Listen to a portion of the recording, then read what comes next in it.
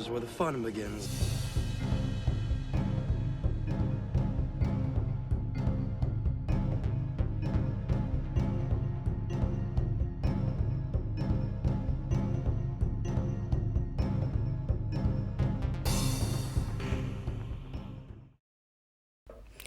Many of you may have seen the latest interview of J.J. Abrams with Collider and the obvious revelation of having a plan to a franchise's saga that is based on a continuity.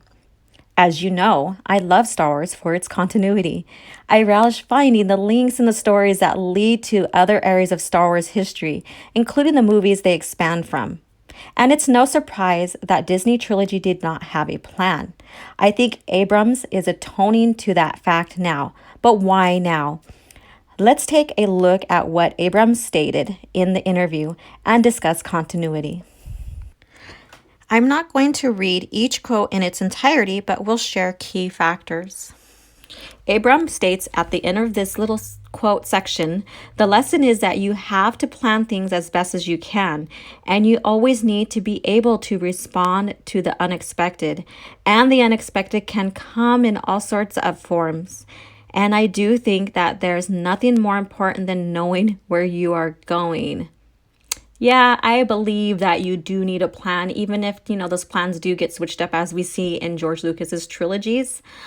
He did have a plan and he did change some directions with characters, relationships, and what have you, but they were very coherent to each other. Abram continues with acknowledging that sometimes the plan is the thing that gets in the way. And I don't agree. I think when you need a plan in a series that relies on continuity. So this is what he states. There are projects that I've worked on where we have some ideas, but we hadn't worked through them enough. Sometimes we had some ideas, but then we weren't allowed to do them the way we wanted to.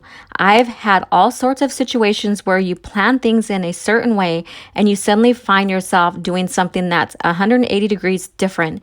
And then sometimes it works really well and you feel like, wow, that really came together. And other times you think, oh my God, I can't believe this is where we are. And sometimes when it's not working out, it's because it's what you planned, and other times it's not working out, it's because you didn't have a plan. Now, definitely we are seeing Abrams atone that he learned the hard way, and it's better to have a plan and be willing or able to change it than not having one at all. So he goes on in the interview, you just never really know, but having a plan, I have learned, in some cases, the hard way is the most critical thing, because otherwise you don't know what you're setting up. You don't know what to emphasize, because if you don't know the inevitable of the story, you just as good as your last sequence or effect or joke or whatever, but you want to be leading to something inevitable. Continuity relies on a plan on linking the past to the present and expanding on the story to make it coherent. This is what the Disney Trilogy failed to do. Many fans felt betrayed due to the retcons and character assassinations and lack of cohesive story to what came before. We know that Disney and Iger stated they would not be contractually obligated to adhere to the plot lines he laid out, which means that they will go in the direction they feel they need to in creating their own new Star Wars lore. And again, this goes back to what Kennedy has stated, that they had no source material. It's nothing new that Disney decided not to go forward with the original lore, alienating fans to create their own continuity. We thought they would have a plan, and boy, were we in for a surprise.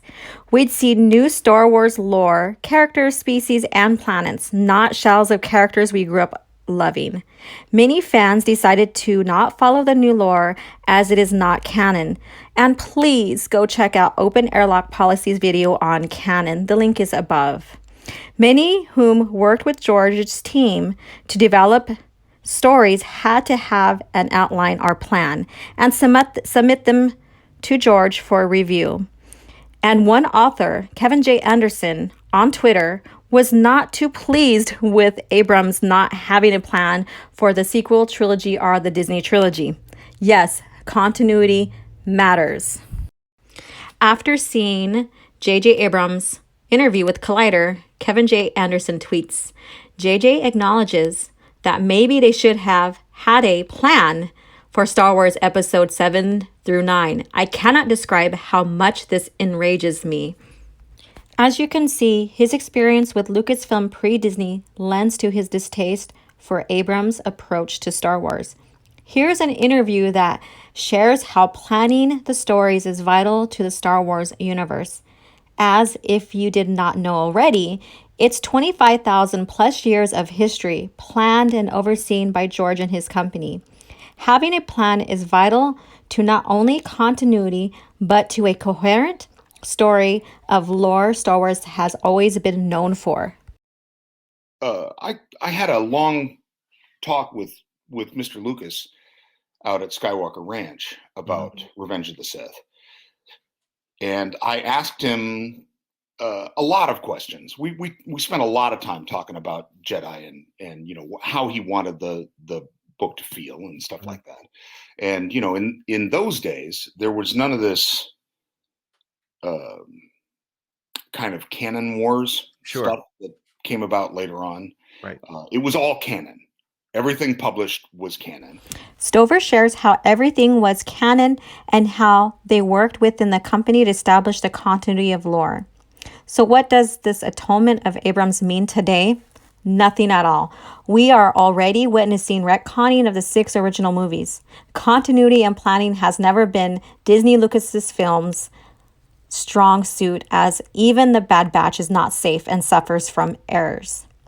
What do you think of Abrams' confession? Do you still have hope for Star Wars going forward? Or are you like me, staying where the heart of Star Wars lies? George Lucas era of Star Wars. So please share in the comments below. And thank you for watching.